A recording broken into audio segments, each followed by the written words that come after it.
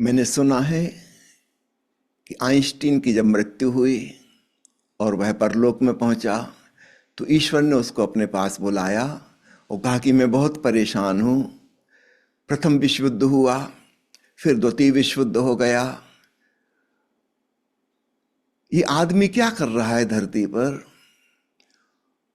और तुम्हारे जैसे वैज्ञानिक नए नए हथियार बनाते जा रहे हैं। तुम्हारी वजह से हिरोशिमा और नागासाकी में 1-1 लाख लोग क्षण भर में राख हो गए। मैं बहुत परेशान हूं दुनिया को बचाने के लिए। अब बताओ, तीसरा विश्व युद्ध तो नहीं होगा, और अगर होगा तो किस प्रकार के हथियार उसमें प्रयोग किए जाएंगे? आइंस्टीन ने कहा कि प्रभु, तीसरे विश्व युद्ध के बारे में मैं कुछ नहीं कह सकता, कोई भविष्यवाणी नहीं कर सकता, क्योंकि विज्ञान बहुत तेजी से उन्नति कर रहा है, विकास कर रहा है। भगवान ने कहा, ये विकास है कि विनाश है? आइंस्टीन का जो भी हो, लेकिन बहुत तेजी से गति कर रहा है। तो तीसरे विश्व युद्ध के बारे में तो मैं कुछ नहीं कह सकता, लेकिन फोर्थ वर्ल्ड वार, चौथे के बारे में कह सकता हूं कि उसमें किस प्रकार के हथियार प्रयोग में आएंगे। भगवान बहुत परेशान हो गए, चिंताग्रस्त हो गए। उन्होंने कहा, चलो यही बताओ, चौथे विश्व युद्ध में किस प्रकार के हथियार उपयोग में आएंगे? आइंस्टीन ने कहा, वही जो आदिम युग में उपयोग आते थे, लकड़ी, डंडे, पत्थर, तीर कमान इत्यादि इत्यादि, आदिवासियों के जमाने में जो चला करते थे पाषाण युग में। भगवान ने कहा, ऐसा क्यों? इतनी प्रगति हो रही, विकास हो रहा है। आइंस्टीन ने कहा, थर्ड वर्ल्ड वार, आखिरी विश्व युद्ध होगा, इसमें सब नष्ट हो जाएगा। इतने भयंकर हथियार बनते जा रहे हैं और भविष्य में और बना लिए जाएंगे। और अब बात केवल नाभिकीय अस्त्रों तक, न्यूक्लियर वेपन्स तक ही सीमित नहीं रही। अब तो बायोलॉजिकल वेपन्स बन रहे हैं। सूक्ष्म कीटाणु, बैक्टीरिया और वायरस पैदा किए जा रहे हैं, जिसमें पता भी नहीं चलेगा कि किसने हमला किया है। अचानक लोग बीमार पड़ेंगे, महामारी फैलेगी, पेंडेमिक, करोड़ों करोड़ों लोग समाप्त हो जाएंगे। भांति भांति के जीवाणु नए नए प्रकार के जेनेटिक इंजीनियरिंग द्वारा बनाए जा रहे हैं। आइंस्टीन ने कहा, मैं अनुमान लगाता हूं कि तीसरा विश्व युद्ध जब होगा तो सर्वनाश हो जाएगा। कम से कम हम जिस दुनिया को जानते हैं, सभ्य लोगों की दुनिया, उसमें तो कोई नहीं बचेगा। अगर कहीं कोई बचा, पहाड़ों में, कंदराओं में, जंगलों में, आदिवासी, तो चौथा युद्ध वही लोग लड़ेंगे। तो निश्चित रूप से वो पत्थर से, तीर कमान से, डंडे और लकड़ी से होगा। आज तक जो सभ्यता और संस्कृति विकसित हुई है, हम जिसको विकास कहते हैं, जरा गौर से देखना, वह महाविनाश की ओर जा रही है। और उसका मुख्य बिंदु ऐसा क्यों हो रहा है? उसका कारण हमारी सारी सभ्यता, शिक्षा, प्रतियोगिता और हिंसा पर आधारित है। महत्वाकांक्षा को हमारे भीतर जगाती है, दूसरों के साथ तुलना सिखाती है और दूसरों से नफरत करना सिखाती है। निश्चित रूप से अगर यह बात बढ़ती गई तो सर्वनाश होगा ही होगा। क्या इसके ठीक विपरीत एक ऐसी शिक्षा और सभ्यता और संस्कृति नहीं उत्पन्न हो सकती जो प्रेम पर आधारित हो,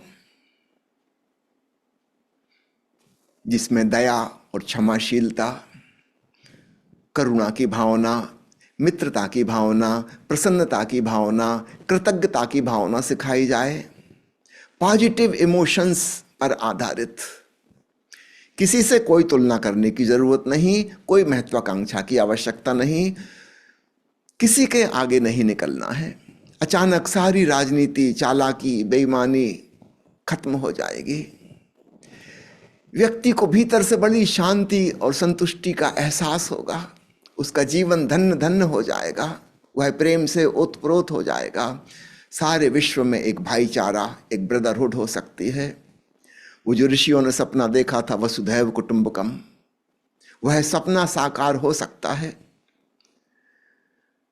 महर्षि योगीराज अरविंद ने जिस महामानव की, सुपरमैन की कल्पना की है, ओशो ने जिस नए मनुष्य की बात की है, झोरवादी बुद्धा, न्यू मैन, वह हो सकता है, लेकिन उसकी आधारशिला बिल्कुल भिन्न होगी। पिछले 5-7 हजार सालों में सारी दुनिया में जो विकास हुआ है, इसको खूब अच्छे से जान लें। यह विकास नहीं है, यह विनाश की तरफ यात्रा है। हम एक ग्लोबल सुसाइड, जागतिक आत्मघात की कगार पर पहुंच गए हैं। अभी भी हम चेत जाएं, जाग जाएं तो कुछ हो सकता है, निश्चित रूप से कुछ हो सकता है। एक प्रेमपूर्ण मनुष्य का निर्माण करना होगा, एक नए मनुष्य का निर्माण। वह महामानव होगा, सुपरमैन होगा। स्वयं आइंस्टीन ने अपनी पुत्री को एक पत्र लिखा था और लिखा था कि बेटी, इस पत्र को अभी पब्लिक मत करना, किसी को बताना नहीं, इसको कम से कम 25 साल के बाद ही जाहिर करना, क्योंकि अभी लोगों के भीतर वह मानसिकता नहीं उत्पन्न हुई है कि मेरे इस संदेश को, इस पत्र को समझ पाएंगे। मैं उम्मीद करता हूं कि शायद आने वाले समय में मनुष्य ज़्यादा मैच्योर और परिपक्व हो सकेगा और मेरा संदेश समझ पाएगा। उसकी बेटी ने उस पत्र को गोपनीय रखा। करीब करीब 25 साल बाद उसने म्यूजियम को वह पत्र दिया। आइंस्टीन के सारे पत्र दिए, उसमें वह भी था जिसमें उसने लिखा है कि मैं कल्पना करता हूं कि भविष्य में कभी प्रेम पर आधारित मनुष्यता उत्पन्न हो सकेगी। अभी दुनिया ने परमाणु का विस्फोट देखा है, एक और महाविस्फोट होना चाहिए, प्रेम का महाविस्फोट, जो नष्ट नहीं करेगा, जो विध्वंस नहीं करेगा, बल्कि सृजन करेगा, जो विनाश नहीं वास्तव में विकास करेगा। अणु की शक्ति को, परमाणु की शक्ति को हमने पहचाना कि छोटे से अदृश्य कण में कितनी ताकत छुपी हुई है, अकल्पनीय। एक और शक्ति जगत में है, वह इससे भी ज्यादा अकल्पनीय है, वह है प्रेम की सृजनात्मक ताकत। परमाणु की विध्वंसात्मक ताकत हमने देख ली, इससे कई गुनी अधिक क्रिएटिव फोर्स प्रेम में छुपी हुई है। काश प्रेम की आभ हवा फैल सके, प्रेम की तरंगें फैल सके, सारा जगत प्रेम से ओतप्रोत हो जाए,